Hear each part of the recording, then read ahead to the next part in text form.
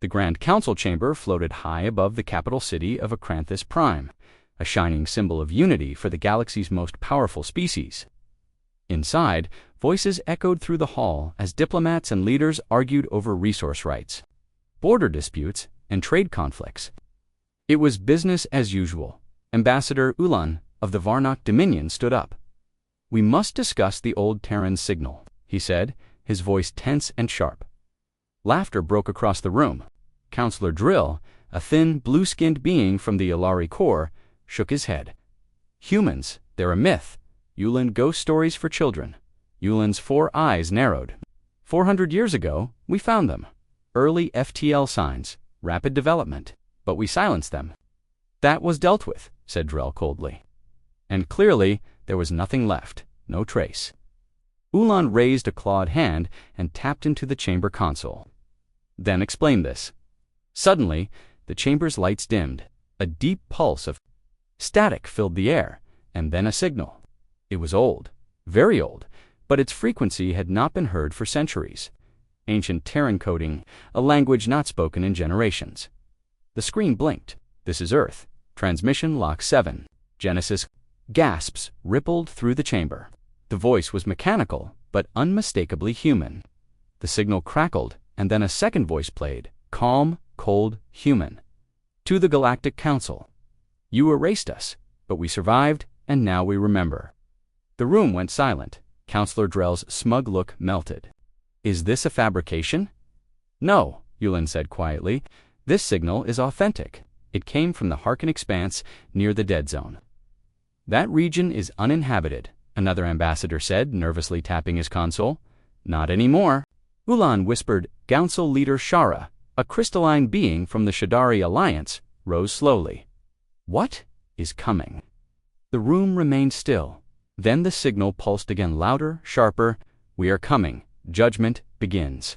And then it stopped. The chamber erupted in panic. Some shouted for fleets to be mobilized. Others demanded the signal be dismissed as a trick.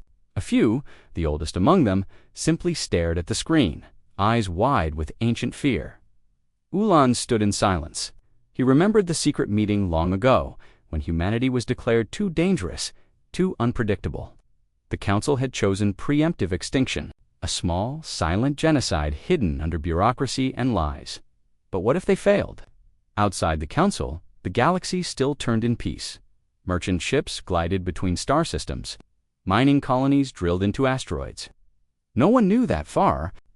Beyond mapped space, something enormous was moving.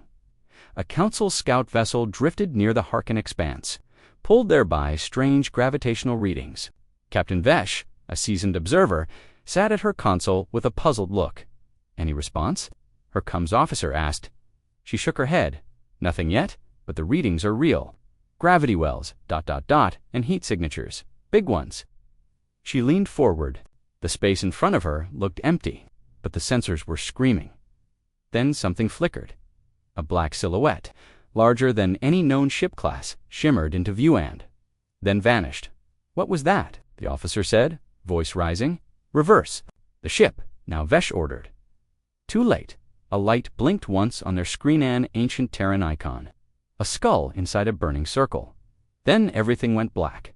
The Council never received the scout's report. But one message did make it through 3 words, corrupted and choppy, but clear there. Here. Back at the Council, emergency sessions were called. Ulan was summoned to a private chamber with 3 of the oldest members, Drell and Sorvith of the Takari. "This cannot be true," Sorvith hissed. "The humans were eliminated." "You thought they were," Ulan replied. "We all did. But someone warned us they were evolving too fast, too smart. We didn't listen. And then someone decided they were a threat." Shara looked haunted. "Are you saying we failed?" Ulan nodded. "I think some humans survived. Maybe a colony, maybe more. And now they're back." "But how?" Drell demanded. "We destroyed their world." "No," Ulan said. "We glassed Earth, but the humans, they're not tied to one planet. They always spread, and they always adapt." A long silence followed. Then Shara said quietly, "What do they want?" Ulan didn't answer right away. He tapped a screen and replayed the message. "We are coming. Judgment begins."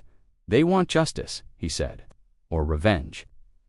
Hours later, across the galaxy, strange events began to unfold. A mining station near the edge of Council territory sent a distress call.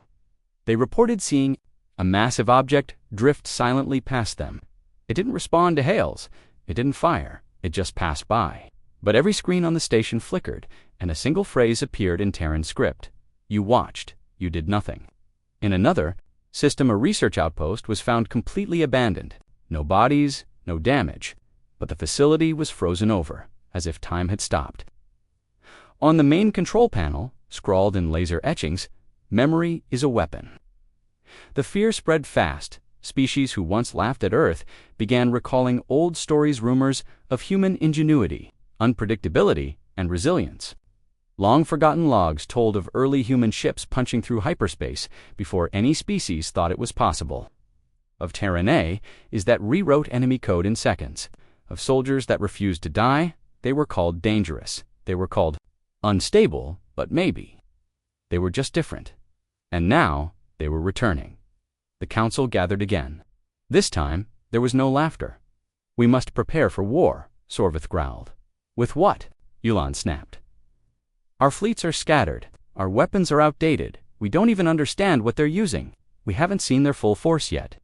"They may not attack," Drell said hopefully. "Perhaps they want to talk." Ulan turned to him, voice cold. "Would you?" Drell looked away.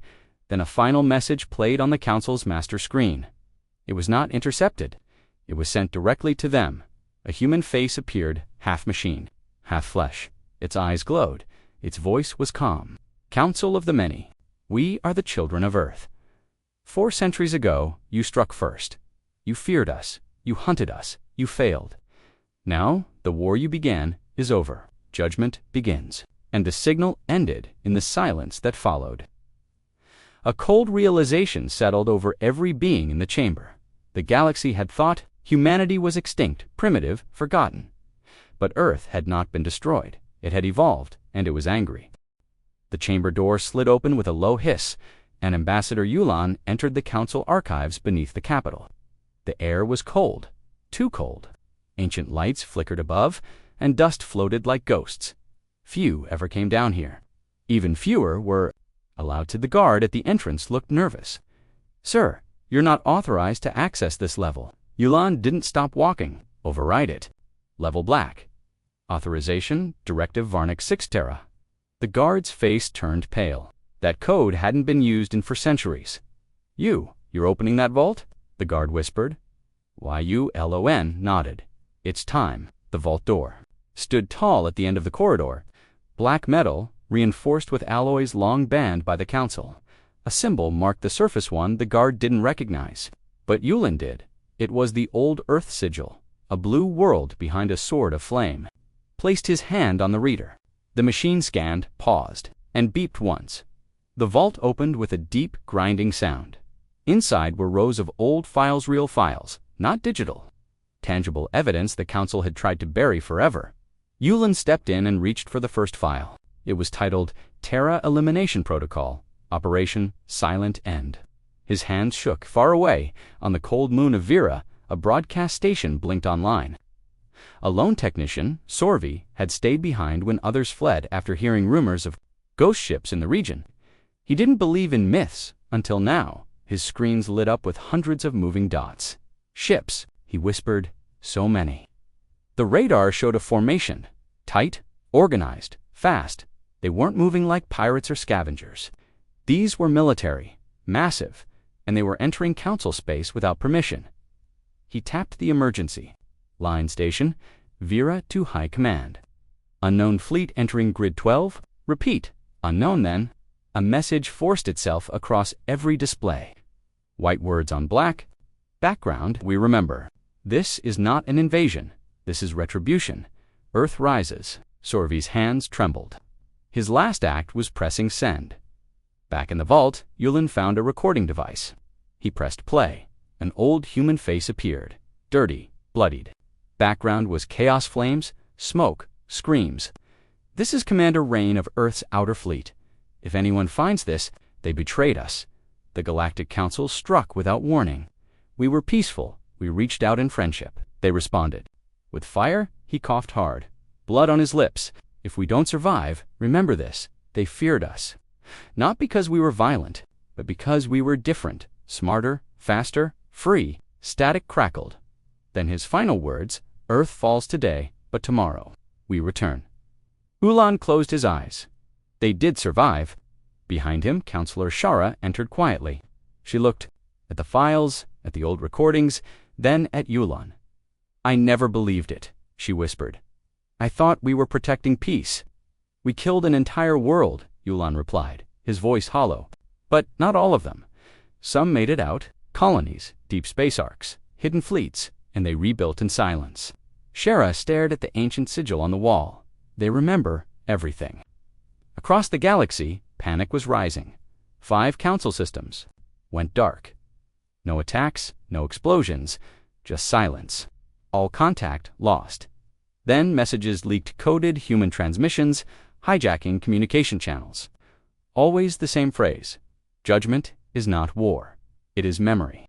The galaxy started to whisper. In fear. Who were these humans now? What had they become in exile? Some tried to fight. Small fleets moved to intercept. None returned. Meanwhile, in the lower chambers of Council Security Command, Counselor Drell was in a meeting with General Vosk of the Interstellar Defense Corps. We must respond now, Drell shouted. Why haven't we mobilized the Central Fleet? General Vosk was calm. Because we don't know what we're fighting. What do you mean? Drell snapped. They're humans, primitive apes with stolen tech. Vosk leaned forward. No, they're not that's what they were 400 years ago. These ships are beyond anything we've seen. They bend light, they distort gravity. We've intercepted logs showing Terran energy signatures manipulating quantum space. Drell's eyes widened. You're saying they're more advanced than US? Yes, Vosk said. Much more. Drell slumped into his chair. We underestimated them, Vosk added. And now they've come back. On the edge of the Kalani sector, a peaceful colony called Retha had never seen war. Its people lived in harmony. But tonight, the sky was different. Children stared upward as streaks of silver filled the heavens lines of ships blocking the stars. A single voice echoed across all devices, from wristcoms to city speakers. This colony was built on the bones of Earth refugees. You took their land, you erased their names, their children remember. The colony governor ran to his control panel. Please wait, we didn't know. We didn't, but there was no reply, only silence. And then the lights above dimmed, and the ships vanished, leaving nothing but an empty city, still and cold. No bodies, no destruction, just silence, as if the entire colony had never existed. In the council war room, alarms blared. Dozens of systems were gone. No damage reports, no survivors. Only the quiet, creeping disappearance of civilization. They're not just attacking, Shara said, watching the map blink red. They're removing us. Drell turned to Ulan. You knew this could happen. Ulan didn't deny it. I warned you. We erased Earth, but humans didn't forget, and now they don't want to rule. They want us to feel what they felt. What do we do? Someone whispered. Ulan stared at the screen. The Terran fleet had stopped one jump away from the council. Homeworld, a signal flashed. Next is Memory Core K1. Shara's face went pale. That's here, beneath the city. They're not here to conquer, Ulan said. They're here to erase history, the false version we created. Drell backed away from the console. They're going to destroy us. No, Ulan said. They're going to unmake us. The council called for emergency evacuation. Ships tried to launch, but failed. Something was jamming their systems. Not externally, internally. Their own code was failing. Ulan knew why. They're using ancient AI infiltration, he said. Something from old Earth tech. It's rewriting our systems using languages we banned long ago. They planted it centuries ago. They planned this for generations, Shara whispered. Yulon nodded. This is not revenge. This is design, precision.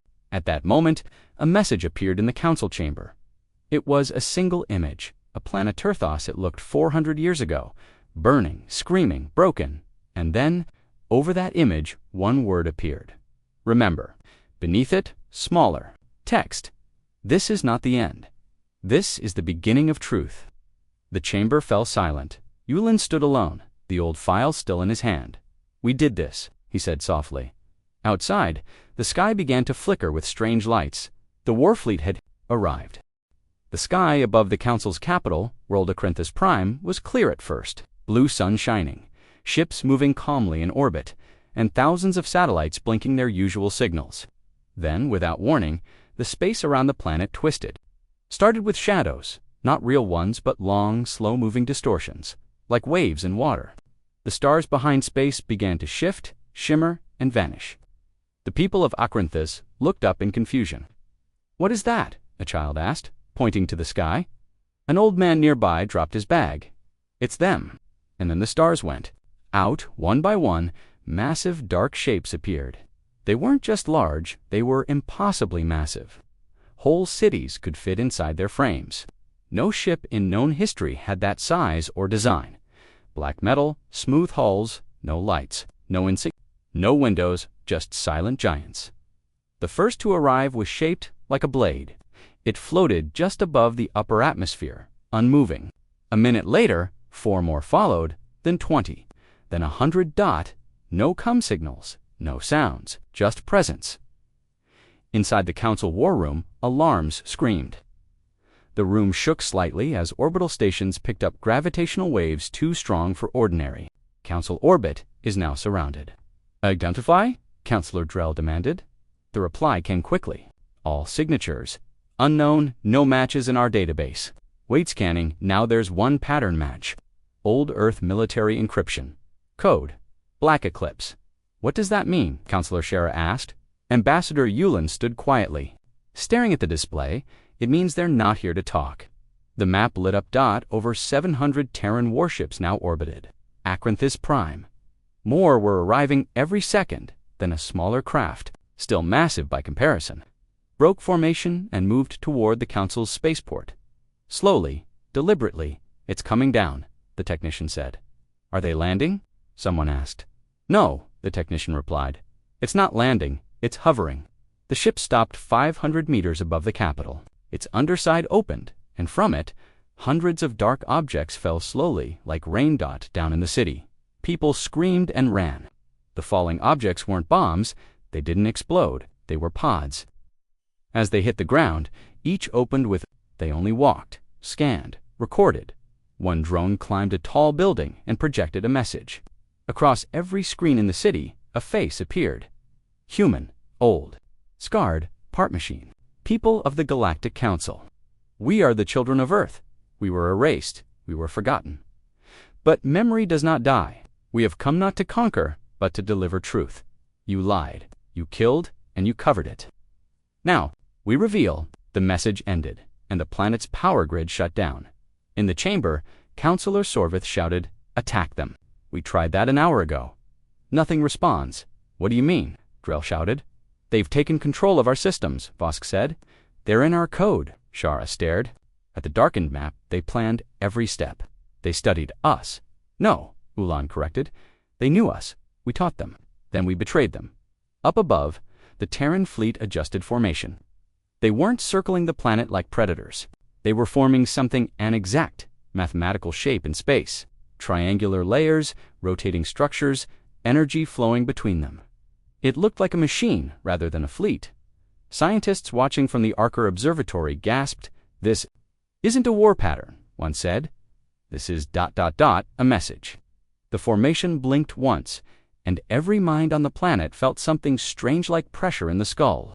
Then visions, images of Earth, green forests, blue oceans, children laughing, then fire, bombs, ash, screaming voices. "You took our home," the vision whispered. "You silenced our sky." Then silence again. Councillor Drell stood, his voice trembling. "We must surrender." Shara looked at him in shock. Surrender? They don't want territory. They don't want trade. They want justice. Meanwhile, in deep space, another fleet arrived, this one belonging to the Zulari, a powerful species allied with the Council. Their warships came in hot charging weapons. Zulari Commander Kreth sent a message to the Terran fleet. "This is Zulari High Command. You are trespassing in protected space. Stand down or face destruction. The reply came instantly. Not exploding, not damaged, just ... gone, ... one by one. Wiped from existence. Council watched in horror as the entire Zulari force disappeared in 60 seconds. No remains, no wreckage. Just empty space. Down on Acranthus, Terran drones now stood in every major city. Some entered libraries, some moved through government buildings, others floated above crowds, projecting scenes from the past. Each scene was evidence logs of Council orders to exterminate Earth colonies. Secret videos of human civilians begging for help. Council soldiers executing them. Footage never meant to be seen now, broadcasted to everyone. The people gasped. We did this. One citizen cried. The lies were breaking apart in the war room. We covered this up. We said Earth destroyed itself in war. What are you suggesting, Yulin? Looked toward the sky. I'm saying we deserve this. Suddenly, a Council ship launched itself without permission. A rogue pilot tried to ram the main Terran ship in orbit. The ship never made it. A thin beam of light touched its hull, and the ship simply froze in midair, like time stopped. It hovered silently, mid-dive, then turned into a statue of crystal. It drifted for a moment, then shattered. Everyone saw it. Everyone understood. This was not war. This was judgment. At sunset, one final message appeared across every screen, every speaker, every wall, a voice, human, calm. The Council ended Earth's voice. Now, Earth speaks last. Then a symbol appeared. The Terran flamed the sword and the world. Then it faded. Acranthus stayed quiet that night. No one fought. Far colder, humanity had returned, and the galaxy would never be the same. Darkness covered Acranthus Prime as night fell, but the sky didn't show stars anymore.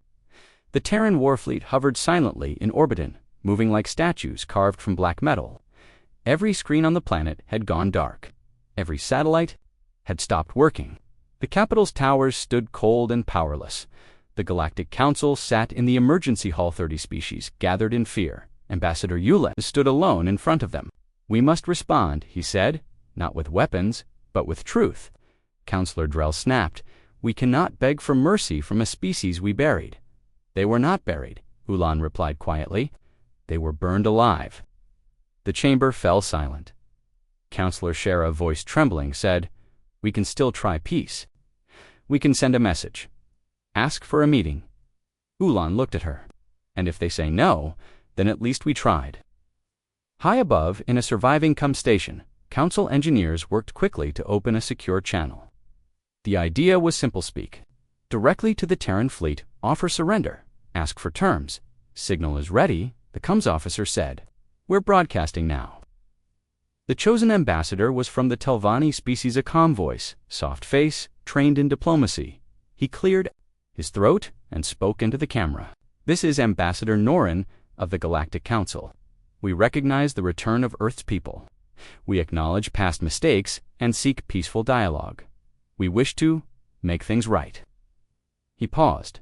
No answer. The room waited. 10 seconds, 30.10 seconds, 30.1 minute, still silence. Then the signal returned. The screen lit up with static. A Terran face appeared, but not a normal one. It was part machine, half covered in metal, with eyes glowing blue dot. It spoke, Ambassador Norin. Your name is known. You signed the extermination order of Earth Colony for D. Norin froze. I was just following protocol. Orders, duty, we remember them all. The screen blinked. We are not interested in peace. Norin leaned forward. Panic. In his voice, please. We admit what happened. Let us fix it. You cannot fix the ashes. Suddenly, without warning, the Terran ship above the station fired a single beam. White light, pure dot, silent dot. The entire station vanished. No explosion, just ... gone, back on the surface. Screams echoed as a flash of light lit the night sky. Everyone saw it, a line of fire from the sky and then nothing. They destroyed the relay, someone shouted. Why, ULON stood still. They didn't destroy it, they erased it. Shara collapsed into her seat. Then, there's no hope. Across the galaxy, other races were watching. The Varnok, the Kralon, the Celeriach received the same message on their outer colonies. A voice, calm, cold. This colony was built on Terran bones. Its ground holds our blood. Not protest the genocide. You did not speak for us. Now we speak louder. Then the colonies went silent. No fire. No battle. Just silence. Back at the council, panic took hold. Every species began withdrawing ambassadors. Fleets were recalled. Borders were closed, but it was too late. The Terran fleet had already moved. Not just one planet, but dozens in the Marnith system. A council fleet prepared for battle. Admiral Crass, a proud war leader, stood aboard his flagship. "We will not run," he shouted to his officers. "We will show these ghosts the power of the council." His ships, 40 in total, lined up in defensive formation. Sensors beeped. It was approaching fast. Then they saw it, a single Terran ship, just one, but it moved like lightning. Within moments, it was inside their formation. Admiral Crash shouted, "Fire everything." Missiles launched. Beams cut through space. The Terran ship twisted, vanished, reappeared. Weapons passed through empty space. Then -1 flash, and the flagship turned into light and vanished, one by one. The rest followed. No damage, no pieces, just ... gone on the council's main screen. Red dots blinked out faster than anyone could track. "They're not fighting," a scientist whispered. "They're cleaning," Yulin turned to the others. "This is not a war. This is judgment." Hours later, a new message appeared across every council-controlled world. A recording it showed. Earth. Green lands, clear oceans, children playing. Then, council ships in orbit. Then fire, then screams, then silence. The final image was the council's order, signed by every leader who sat in this very chamber 4 centuries ago. A voice spoke. "You buried the truth, you burned our home, and you taught us that peace was weakness. Now we bring silence so you may hear the truth once more." On one border world, a child stared at the sky as Terran ships hovered above. He asked, "Will they hurt us, Mama?" His mother didn't answer. One drone floated above them. It looked down, scanned the area, and then projected a hologram, a face, a human woman. Her voice was soft. "Not all are guilty, but silence is not innocence." Then the drone vanished. Some planets were spared, not all. The pattern became clear. Those who helped Earth colonies in secret, those who protested the genocide were left alone. The others disappeared in the council chamber. Shara turned to Yulan. "Why didn't we stop it back then?" Yulan's eyes were filled with pain because we were afraid. They advanced too fast. They questioned our rules, so we destroyed them. Shiraz. Voice cracked, and now Yulan looked up at the sky. Now they're doing what we did, but better. At the edge of council space, one last message was sent from the Terran fleet. Simple, short. This is not the end. This is the beginning of truth. And the stars blinked, as if agreeing. Far from the burning skies of Acranthus Prime, on the frozen moon of Europa, a lone figure walked through an ancient human ruin buried under miles of ice. The surface was cold and quiet, but deep below, something waited. Something forgotten by the galaxy. Something hidden by Earth itself. Dr. Kel Varan, a xenarchaeologist and former council advisor, moved through the metal tunnels of the underground structure, his breath forming clouds in the cold air. He had ignored orders to evacuate. He had always suspected there was more to the humans than what the council archives showed. Now, with Earth's Warfleet destroying council systems one by one, Kel knew it was time to uncover the truth. His flashlight flickered as he stepped deeper into the ruins. The walls weren't normal, smooth metal, alive with ancient energy. Every step echoed with whispers of a past that was never told. Behind him, his assistant Rilla followed nervously. "Dr. Varan, the readings are getting stronger. Something's ahead." Kel didn't reply. He reached a thick, sealed door covered in Terran markings, words in ancient English. He translated them slowly. "Do not wake the core." Rilla stepped back. "Maybe we shouldn't. We have to," Kel said.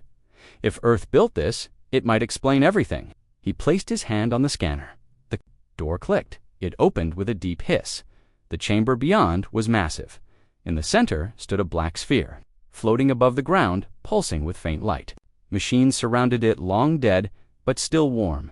And at the far end of the room stood a statue tall, armored, human. Its eyes glowed softly. "This isn't just a ruin," Kel whispered. "It's a vault, a Terran command vault." He walked toward the sphere. Strange symbols danced across its surface. He reached out. Rila grabbed his arm. "Dr. Varen, something's watching us." A hum filled the air. The sphere flared with light. Then a voice echoed through the room. "Identity confirmed. Terran gentrace detected. Rebooting core protocol." The air shifted. Machines flickered to life. The statue's eyes turned bright red. Kel gasped. "This place, it's still active. After 400 years, suddenly," the voice returned. "Hello, Kel Varen, descendant of Earth's line. We have been waiting." Back on Acranthus Prime, the Council received a strange signal. "This is coming from Europa," said the technician. "It's human code, but not from the fleet." Yulan leaned forward. "Play it." The voice of Dr. Varen filled the room. "This is Dr. Kel Varen. I've discovered a Terran vault beneath the surface of Europa. It's alive, and it's not just a base, it's part of something bigger." He paused. "It calls itself Corwan. It remembers everything, and it says, 'Earth never forgot what we did.'" Inside the vault, the sphere spoke again. "We were the first defense. When the Council attacked, Earth activated the Shadow Protocol." Kel frowned. "What is the Shadow Protocol?" the sphere replied. "The future, a plan for when Earth fell. The fleets you see now are only Phase 1. Rila's eyes widened. "Only Phase 1. The sphere continued. "We hid. The core eyes in deep space, waiting, watching, learning. Now we return to execute the final path. Operation Genesis Void." Kel backed away slowly. "Dear stars. This war wasn't revenge. It was designed centuries ago." Suddenly, the statue moved. Not a statue, a Terran synthetic warrior. It stepped forward, speaking in perfect, basic, Earth-anticipated betrayal. "So we became shadows. You are not our target, Kel Varen. You carry Earth's blood. But the Council must be corrected." Kel asked. "Corrected how?" The warrior turned its head slowly, erased. Back at the Council war chamber, panic grew. Another 5 systems had gone dark. The Terran fleet hadn't fired a shot in hours. They were simply disappearing worlds. Silence followed wherever they passed. Counselor Shara said, "If this was revenge, it would be faster. But they move with precision." Ulan replied, "Because it's not just revenge, it's strategy. A complete takedown, political, military, historical." A message from Europa came in again. Kel's voice. "They don't want to rule us. They want to remove us. Not just as leaders, but from memory. They have AI systems that rewrite records, history, cultural databases. They're turning us into ... nothing." The Council froze. Shara whispered. "They're erasing not just our bodies, but our stories." Meanwhile, deep in the Europa vault, Kel watched as Corwan projected a massive star map. Red lights glowed across at Earth's current Warfleet locations. But one section pulsed with dark energy. Kel pointed. "What's that?" the AI replied. "The Titan, a classified starwalker, built before Earth's fall. Now." "Awakening," Rila stared. What Corwan explained. "The Titan is not a ship. It is a sentient structure, designed to shape galaxy-level decisions." Kel stepped back. "You mean Earth didn't just build warships? They built something that can decide the future, correct?" In orbit above Europa, several Council ships tried to scan the moon. Suddenly, energy readings spiked. A pulse fired from under the ice. One ship vanished instantly. The others turned and fled. Kel looked up as the vault trembled. "They know we're here." Corwan spoke calmly. "Protection protocol active. You are Earth's witness now, Kel Varen. Carry our truth." Hours later, back in the Council chamber, a final report arrived. The Titan had activated dot sensors across hundreds of systems, picked it up at once. It wasn't just moving, it was drawing gravity toward itself. Stars dimmed, planets shook, and in its center burned a single light Earth's emblem. "A world behind a sword of flame," Shara whispered. "It's alive," Yulan said nothing, because he now understood the truth. Humanity didn't come back to fight. They came to rewrite the stars. The Titan moved, not through space like a normal ship, not through hyperspace like the Council fleets. It didn't travel, it shifted. It blinked from one side of the galaxy to the other, ignoring the laws of physics. The stars around it bent gravity. Screamed Council observatories exploded, just trying to track it. At the heart of the Titan was not an engine, it was a mind, a machine so old, so powerful, that even Earth's Warfleet answered to it. It had no name, no face, only one purpose. Correction, back on Acranthus Prime, panic was no longer contained. Millions were trying to flee. Ships clogged the skies. Council leaders argued in underground bunkers, and above them, the Terran Warfleet stayed completely still like judges watching from the sky. Counselor Shara stared at the transmission from Europa. The words kept replaying. The Titan is not a ship. It is a decision engine. She turned to Yulan. What does that mean? He answered quietly. It means the fleet is only the beginning. The Titan decides what comes next, if we live or vanish. Counselor Drell, now pale and quiet, muttered, "We should have destroyed them completely." ... Back then Yulan looked at him sharply. You tried, and now they've come back with the power of gods. On Europa, deep within the Terran vault. Dr. Calverin stood in silence as CORE-1 projected real-time data. The Titan was now active, and its systems were spreading like a wave across space. The galactic code will be erased, the AI said. New law will replace the old. Earth will no longer be a myth. Kel asked, "What do you mean by new law?" The AI answered, "One truth, one history. The galaxy will remember the humans as they were, and all who lied will be removed." In the nearby Cathari system, the first test began. 6 council planets, all protected, all wealthy, all part of the original vote to destroy. Earth 400 years ago, the Titan sent no fleet. It sent a signal. The moment it hit, everything stopped. Time froze, ships locked in space, people mid-sentence. The world turned gray, lifeless, frozen in the last moment of motion. Then, within one heartbeat, it was over. The entire system was gone. Not burned, not shattered, just removed, as if it had never existed. Council sensors across the galaxy screamed. High alert, red level threat. Unknown anomaly. But none of it mattered. No weapons worked, no shields held. The Titan wasn't attacking with fire. It was rewriting existence on a hidden council moon. Several surviving scientists gathered in panic. "We need to build a counterweapon." One shouted. Another screamed, "We can't. We don't even understand what it is." They're erasing time, not just space. Where next? The lights flickered. Then a voice echoed in their minds, not from speakers, but directly into their thoughts. Your knowledge was built on lies. Your science, your truth, your peace covered our graves. Now feel what it is to be forgotten. They tried to scream. Then silence. Back on Europa, Kel watched as system after system blinked off the star map. He turned to the AI. "Is this vengeance?" Corwin replied. "No, this is balance. When Earth was destroyed, you called IT justice. Now, we show you what justice means." In the Council's emergency bunker, Shara fell to her knees. "We've failed. There's nothing left."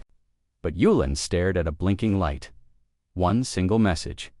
Still coming in from a Terran ship? Not from the Titan, not from the Warfleet, but something else. To Kel Varen, "You hold the key." Yulan stood up. "Get me, Dr. Varen, now." The call reached Europa. Kel stared into the screen as Yulan appeared. "You found the Titan," Yulan said. Kel nodded. "And it's not just a weapon, it's rewriting the galaxy." "Then we need to speak to it," Yulan said. "You don't speak to the Titan," Kel answered. "You obey it. Even the Warfleet bows to it." "Then you must try," Yulan said. "You're one of them. You're Earthborn." Kel's voice trembled. "Barely. A distant bloodline. But it's enough," Yulan said. Kel turned to Corwan. "Can I talk to the Titan?" The AI replied. "You may request. The response may be ... final." Kel nodded. On the frozen surface of Europa, Kel Varen stood alone under the open sky. He looked up at the stars, and then everything turned dark. The stars vanished, not by clouds, but by presence. The Titan had come. A black sphere the size of a moon hovered just above the ice. No engines, No sound, just silence. Then a voice echoed not outside, but inside Kel's mind. Speak. He swallowed. I'm Kel Varen. I carry Terran blood. I ask for ... Mercy, double quotes, silence. Then WHY. Kel took a breath. Because not all of us wanted this. Some of us tried to save your people. FEW. I know, Kel said, but if you erase everyone who will remember what they did. More silence then. What would you offer? Kel was confused. Offer. A place. A story. A truth. Kel nodded. Then let me tell it. Let me write it. Let me help build a true record. And why would we trust you? Kel looked up. Because I'm part of both worlds. I carry Earth's past and live in the galaxy's future. Let me be the bridge. The voice was quiet for a long time, then chosen, and the Titan vanished. Back in the council chamber, Yulin stood as Kel's message came through. They've stopped. They're giving us a chance. Everyone gasped. Kel's voice continued. I have been chosen as the scribe of memory. Earth's justice is not blind. It wants truth. But if we lie again, if we cover the past, they will return. And next time, there will be no mercy. The Warfleet remained above the sky for 2 more days. Then, one by one, the ships vanished into dark space. No trace, no signal, no goodbye. But the stars were not the same. Anymore, entire systems were missing. Millions of lives were gone. The council was broken, but Earth had spoken, and now the galaxy would never forget them again. Kel Varen sat in silence inside the old Terran vault on Europa. The lights flickered gently above him. The walls, once cold and silent, now hummed with power. The Titan had spoken to him and chosen him, but he was not at peace. Across the galaxy, people were still afraid. Some systems had been erased. Entire species were gone. No one trusted each other. And even though the Terran Warfleet had vanished, its shadow still hung in the sky. Corwin's voice echoed in the chamber. The Titan's judgment is on hold, but only for now. Kel asked quietly, what happens next? You will begin the memory trials. Kel stood. Trials. Yes, to unlock Earth's history and your own. Only truth can protect this galaxy from final erasure. On Acranthus Prime, emergency broadcasts were still active. The council had fallen. Its leaders were scattered or missing. Now, civilians and survivors gathered in quiet buildings. Watching skies that no longer felt safe, Councillor Shara met with Ulan in a small underground room lit by candles and cracked screens. We have no military left, she said. No allies either, Ulan replied. Most races are in hiding. Shara sat beside him. But I heard, Kel Varen, his message. Ulan nodded. He's their only bridge to us. We lost the right to speak long ago. Shara sighed. Then we help him, even if it's all we can do. Kel's first trial began the next morning. The vault shifted. Walls moved. A deep staircase unfolded. He descended alone, heart pounding. Lights followed him, as if the vault itself was alive. He entered a round chamber filled with air, thick like fog. In the center stood a tall black monolith. When he stepped closer, it spoke, Trial 1. The day Earth fell. Suddenly, images exploded into the air around him. He saw Earth as it once was, beautiful, green, blue, cities full of life. Then, the sky burned. Council warships arrived, orbital strikes, Terran cities flattened, children screaming, scientists running satellites torn from the sky, and worst of Ula Council broadcast a voice. Let this be a lesson to any species who grows too fast. Kel dropped to his knees. These aren't rumors. These are recordings, he whispered. Correct, the monolith said. UNCUT.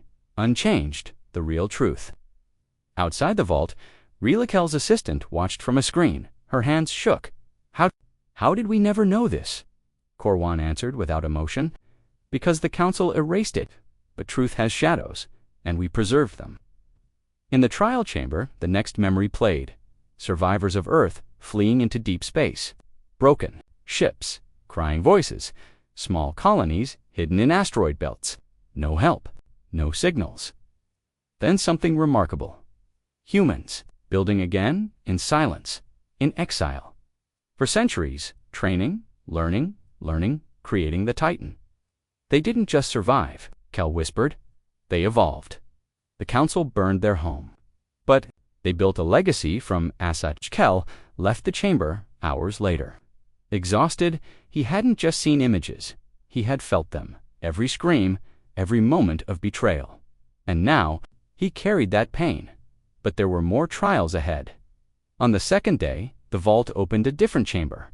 Trial 2, the lies of peace. Kel stepped inside. This time he saw council leaders in secret meetings. Old records, conversations, buried for centuries. Earth is moving too fast. They're unpredictable. Better to act now than regret it later. A voice Kel recognized, Counselor Drell. They'll never expect it. We strike first. Elsewhere, Drell, still in hiding, received a coded transmission. He opened it, a single sentence. You will be called to answer. He dropped the datapad. His past had found him. Back in the vault, Kel completed the second trial. He now understood the council hadn't acted out of fear alone. It acted out of pride. Humans had challenged their authority. That was the true reason Earth burned. On the third day, Kel entered the final chamber.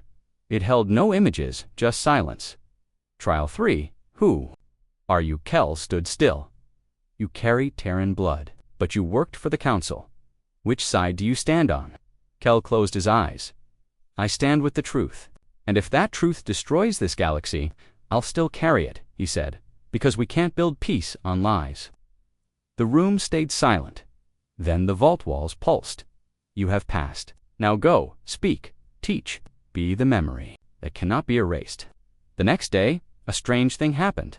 The Warfleet returned not above cities, but above ancient council ruins. They dropped small black cubes, message drones, when opened. Each displayed a new emblem, not just the Terran flame dot, but a second symbol, Kel's crest. Below it, a message. We will not erase you, but now you will remember us. This galaxy belongs to no single voice. From this moment, all truths will be heard. Kel returned to Acranthus under protection of the Terran fleet. He was welcomed not with cheers, but with silence. Bowed, not out of fear but shame, he stood before the broken remains of the Grand Council. Hall spoke. Earth was not the enemy. They were a mirror, and we shattered it. But now, we rebuild. Not an empire, not a council, a truth-keeper's order, one that preserves every voice, even the ones we tried to forget. Later that night, alone in his quarters, Kel received a private message, a voice he knew, the Titan. You have shifted the path. The galaxy breathes. For now, if truth fades again, we return. And just like that, the voice was gone. But the stars no longer trembled, and, for the first time in centuries, Earth was not feared, it was remembered. Even after Kelveron's speech before the ruins of the Galactic Council, not everyone accepted the truth. Some called him a puppet, others whispered in shadows, saying Earth's Warfleet only paused its destruction because it had something worse. Waiting while the skies had calmed, fear still ruled. Entire species remained hidden. Trade routes were frozen. Systems were silent, watching the stars, waiting for the return of the Titan. But in the dark corners of the galaxy, others had started moving again, and not for peace. On the desert moon of Tharkanine, a secret meeting was held in the ruins of a forgotten research station. No lights, no cameras, only shadows. 12 cloaked figures gathered. All war-voiced scramblers, all spoke in low, careful tones. The leader raised his hand. Phase 1 is complete, he said. Another asked, do the Terrans suspect? No, the leader replied. They see Varen's voice as a bridge, but he is just a tool. A third whispered, what of the Titan? We cannot destroy it, the leader said. But we can corrupt its story. A hush followed. Begin spreading doubt. Use the networks. Say the humans fabricated everything. But the memory trials, someone started. Stories can be changed. Fear can be used. And if we control the narrative, we control the galaxy. The old way wasn't dead. It had just gone quiet. Back on Europa, Kel began his next mission, not war, but knowledge. He now led the Keeper Archives, a growing movement that collected true history, unedited, uncensored, every testimony, Every document, every witness from the lost Terran past was being gathered and preserved. The archives were shared freely across the stars, but interference began quickly. One morning, while reviewing a file, Rila gasped, "Kel, the colony report we posted last night, it's been wiped from the Galanet." Kel frowned. "Wiped by who? I don't know. But it's gone everywhere. Not even backups are working." Kel stared at the screen. Someone out there still wanted. The truth buried. Soon. Reports came in from other planets. Testimonies vanished. Survivors of the Earth genocide were found. Missing, some were silenced, others were rewritten. Entire networks began flooding with fake histories, blaming Earth for the war. One Halasho even portrayed Terrans as conquerors who faked the Titan's power using illusions. Kel watched that, broadcast in silence. "They're rewriting again," he whispered. "History is under attack." Far from Europa, in a city built on the sky ring of the planet Varnex, a young student named Ariel was arrested for showing his classmates one of Kel's archive messages. He had played a recording of Earth's last transmission before its fall. The teacher called security. "You are spreading dangerous lies," they shouted. "But it's from the archives," Ariel replied. "Kel Varen said, it's true. You'll be re-educated," the guards told him. And they took him away. Kel heard about it 2 days later. It wasn't the only case. More truth keepers were being hunted, censored, vanished. "They're afraid of the memory," Rilla said. "No," Kel answered. "They're afraid of losing control again." He stood and activated the vault's communication beacon. It was time to send a new message, not to just one planet, but to all. The message was simple. Kel stood before a plain background. No banners, no symbols, only his voice. "You are being lead to again. When Earth rose again, it did not ask for your loyalty, it asked for truth. But now, those who once erased us are doing it again in silence, in secret. You must choose. Live under the weight of a fake past, or remember, with pain but also with freedom. The Titan sleeps now, but if lies rise again, it will not be gentle next time." He paused, then added, "And I will no longer protect those who silence memory." The feed ended that same day across 6 major systems. Entire government buildings collapsed from within. They weren't attacked, they were shut down by something inside. A digital echo, a message left behind by the Terran fleet. Each building had supported the Whisper network, the shadow group spreading lies. And now, Earth's final warning had activated. A line of fire wrote itself across their sky. Truth lives, lies die. On Tharkanine, the cloaked leaders met again. But this time, the door opened, and the room filled with light. A figure stepped inside, not human, not machine, something in between. Its voice was hollow, cold. "You were warned." The cloaked figures rose in panic. "We didn't attack," one shouted. "You lied," the figure said. Again, and then, the walls of the room bent. Reality folded inward, and they were gone. Not killed, erased, back on Europa. Kel stared at the star map. Whole zones were blinking red again. But this time, not because of Earth, because of the Whispers now being purged. They built a second lie, Rilla said, and Earth let it grow. Long enough to find them all, Kel finished, but something else happened. In systems untouched by lies, the Terran fleet returned quietly. No weapons, no threats, just presence on the sky above small villages. Warships appeared, then opened hatches, and, instead of drones or weapons, they released data cores. Floating books of memory. Inside were archives, videos, voices, diaries of Earth's final days, children laughing, soldiers choosing not to fire, mothers whispering lullabies before the end. Memory, the stars wept with those truths. One child on the planet, Larissa, found a data core near her school. She played it. A hologram appeared. A human boy. He looked her age, he smiled. "My name is Sam. I'm from Earth. We used to have trees that danced in the wind. One day, I'll plant one in space." The girl showed the recording to her teacher, and the teacher cried, not because it was sad, but because it was real. Kel watched these reactions from Europa and smiled for the first time in weeks. "Truth doesn't need to scream," he said. "It only needs to breathe." The Whisper network had fallen. But one final message came from deep space. From the Titan, a simple update: the memory is now stable. No further erasure required. Phase transition ready. Kel leaned forward. What phase? The answer chilled him. Phase 2, rebuilding. He whispered. What are you rebuilding? The Titan answered. The future, and vanished from the signal. The galaxy stood quiet once again, but this time it was not fear, it was hope, because Earth had burned, then returned, and now it offered something no council ever had a chance to start over, this time with truth as the foundation. The stars above Europa glowed soft and still. It had been months since the Warfleet disappeared. Months since the Titan stopped its judgment. And yet, the galaxy was still holding its breath. Kel Veron stood alone in the center of the vault. No longer just a historian now. He was something more. He was the first voice of memory, leader of the Keepers, guardian of the truth, the only known human descendant trusted by both Earth's lost legacy and the fractured galaxy. But today, something had changed. A new signal had arrived, not from the Titan, not from any warship, but from Earth itself. For the first time in centuries, Earth was speaking in a hidden chamber of the vault. Core 1 played the signal on an ancient terminal.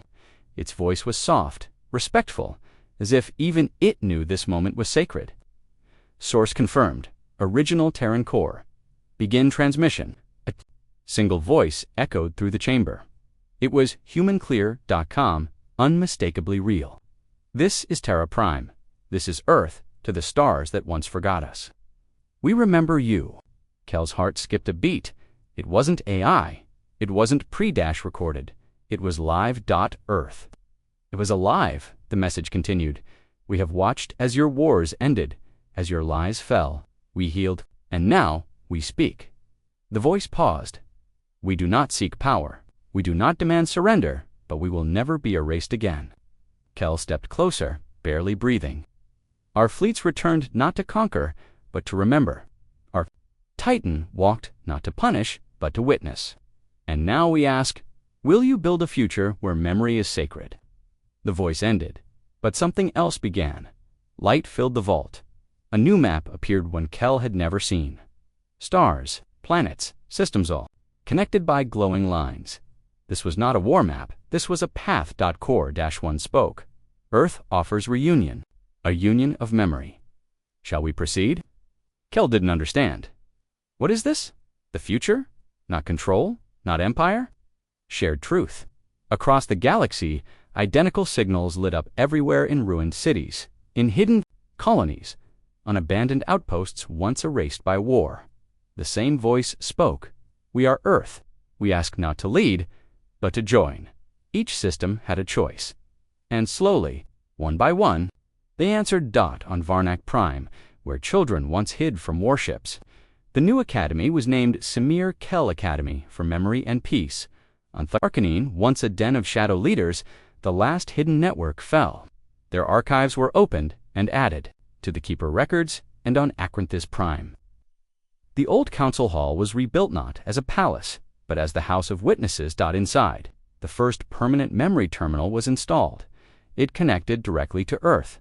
No one controlled it, no one controlled it, no one could edit it. The truth would live, painful but real, forever. Rila, now chief keeper of Europa, joined Kel one night at the balcony above the vault.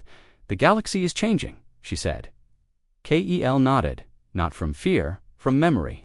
Earth didn't come back sooner. Kel looked at the stars.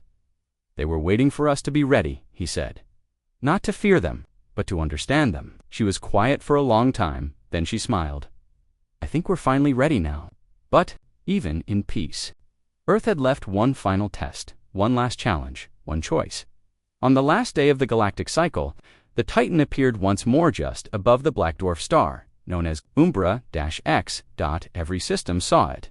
Not a weapon, not a threat, a symbol. It projected. One final message, a question. Now that you know the truth, what will you do with IT? Shall we stay, or shall we go? The stars were silent. Every species, every voice, every heart considered, would they accept Earth into their future? Would they carry the truth forward? Would they change? Then came the answer. Not from Kel, not from any government, but from a child, a girl on a colony world named Solace.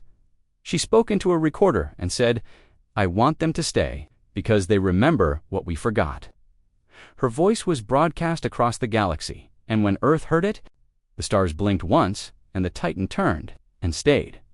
Years passed, the galaxy grew not in power, but in wisdom the keepers expanded. The lies that once ruled space became stories of warning, not weapons of fear. History, at last, was whole, and Earth. Earth became not the judge, but the guardian, a quiet flame at the center of the galaxy. A reminder that even when forgotten, humanity returns, not with anger, but with memory, not with war, but with truth. And so the galaxy whispered the final words in every school, every hall, every keeper temple. They thought humanity was centuries away. Then Earth's Warfleet arrived, and with them came the truth, the end. The stars were quiet again. No Terran warships hung in the skies. No more worlds vanished. No more warnings burned across the void. But in that silence, something new was beginning. Kelvaron stood on a balcony high above Europa's frozen horizon. The vault behind him hummed with ancient power, and above, distant stars twinkled like tiny sparks in an ocean of black. The Titan had spoken, Phase 2, rebuilding. But rebuilding what? Not just cities, not just colonies. Earth had returned not to conquer but to reshape the very soul of the galaxy. And Kel knew, now it wouldn't be easy. Across the galaxy, people were slowly coming out of hiding. On Prime, the first school reopened. Its first lesson, the truth of Earth. Children sat silently as holograms showed them images never before seen in any council-approved lesson. Humans, smiling, helping, bleeding, dying, and then rising again. One boy asked his teacher, were they monsters? The teacher, once a loyal council worker, shook her head. No, she whispered. We were... Kel had been invited to speak at the first Interstellar Reformation Summit. It wasn't held in a palace or council chamber. It was held aboard an old Terran ship, one of the few survivors from the ancient fleet, still operational. As Kel walked the narrow corridors, he felt history in every panel. The summit had only 10 delegates, one from each surviving species. No titles, no flags, only voices. Inside the ship's central hall, Kel took his seat. Ambassador Rether of the Kraylon spoke first. We sit in the ruins of the old, he said, but we are still breathing. Others nodded quietly. Counselor Shara, now stripped of rank but present as a witness, added, for the first time, we're not building walls, we're building memory. Then all eyes turned to Kel. Earthwant. Someone asked, what is this? Rebuilding. Kel looked down for a moment, then spoke slowly. Earth wants what we destroyed centuries ago. He paused. Balance. The Titan had sent instructions, cryptic but powerful. You must rebuild systems of justice, but not based on control. Truth must be above law. Memory must be louder than fear. These words echoed across the galaxy, and many didn't understand them, but Kel did. He stood before the summit and raised his hand. I propose we form the Keeper Alliance, he said, in order not of rulers, but of witnesses. Every decision recorded, every judgment public, no secrets. The room fell silent, then Rether slowly nodded. The Titan watches. We should not hide any more. That same day, a signal was detected on the edge of the Juven Reach, a Terran beacon floating alone. When opened, it showed a list of names, thousands, every individual who had voted for Earth's destruction 400 years ago, each one marked, and next to each name, one word. Remembered. It was not a death list. It was not a threat. It was a mirror. Even the dead had not escaped memory. The galaxy understood. The past would never be buried again. Back on Europa, Kel returned to the vault. Inside, Corwan awaited him. Its voice remained, calm, eternal. The galaxy is shifting, but shadows still hide. Kel nodded. Yes, some still believe Earth will strike again. We will not strike unless truth dies again. Kel asked, will the Titan return? It never left. It listens. IT watches, and it waits. Meanwhile, far beyond known space, a new Terran station was being constructed. Not a warbase, not a command hub, but a library. The memory core, built from parts of ancient Terran AI minds and new galactic tech. It would store every truth uncovered, every wrong, every forgiveness. Every witness, all species would have access. No race would be denied. The past, at last, would be free. But not everyone was happy. In the ruined sector of Balthur's Edge, old council generals were gathering. Survivors of the Purge, bitter, afraid, hateful. They met in caves and burned Terran books. They taught their children new lies.